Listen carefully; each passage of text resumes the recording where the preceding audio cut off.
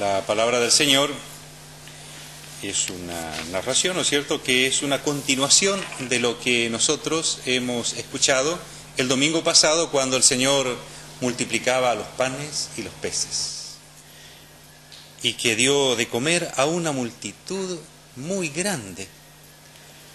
Nos decía la palabra que era un niño aquel que presenta a Jesús esos panes y que gracias a eso, ¿no es cierto?, el Señor hace el milagro.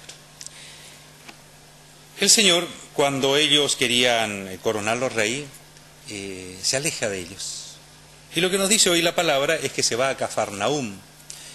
Seguramente va a descansar, ¿no es cierto?, a la casa de Pedro, donde él tenía su casa, ¿no es cierto?, la casa de su familia. La gente, cuando se da cuenta que Jesús ya no está en ese lugar de la multiplicación de los panes, comienza a buscarlo. Y va de un lado a otro, hasta que llegan a Cafarnaúm. Van a la sinagoga donde Jesús estaba, y entonces les dicen: Maestro, ¿cuándo llegaste? El Señor les hace un reproche. ¿Y cuál es el reproche? Les aseguro que ustedes me buscan porque vieron signos, no porque vieron signos, sino porque han comido hasta saciarse. El Señor, cuando hace un milagro, cuando realiza unos signos, como dice San Juan, el evangelista, lo hace para que nosotros vivamos la fe, para que nosotros nos afirmemos en la fe, para que le digamos que sí, porque Él es aquel que hace el milagro. Entonces, vemos un milagro y creemos más en el Señor. Pero sin embargo, esta gente se quedó en que se saciaron con el pan. Entonces el Señor le dice: trabajen no por el alimento que perece, sino por aquel que permanece, porque ese pan es el que da la vida eterna. El Señor no quiere decir que nosotros debemos dejar de trabajar, porque el trabajo nos dignifica, nos eleva, nos ayuda a ser más personas. Además, es un bien que viene de parte del Señor.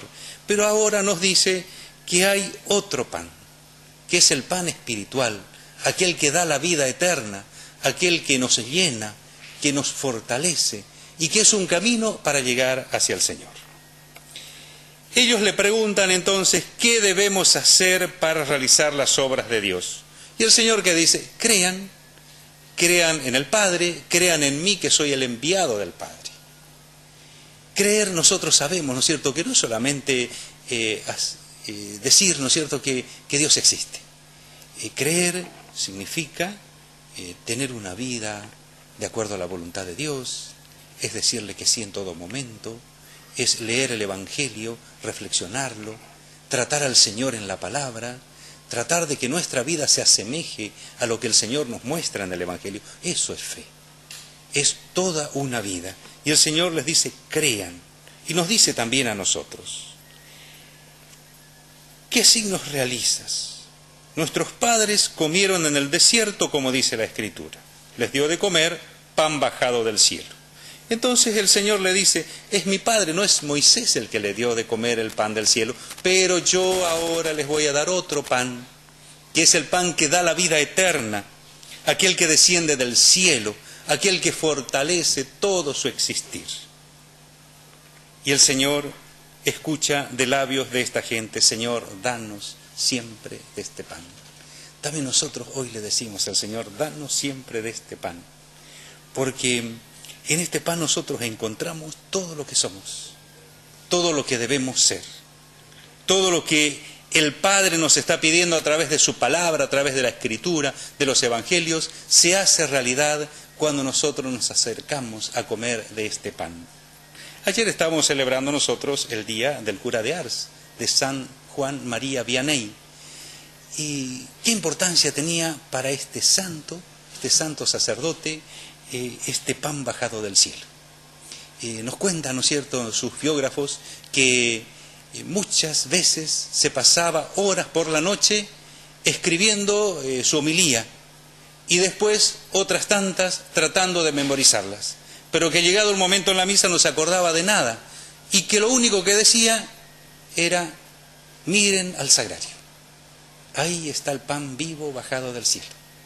Si supieras cuánto te ama, te morirías de felicidad. pocas palabras, pero cuánta verdad, que llegaba al corazón de todos aquellos que estaban asistiendo a la misa, y que nos dice también la historia, ¿no es cierto?, que se convertían, que querían cambiar de existencia. ¿Por qué? Porque el pan bajado del cielo les hacía cambiar.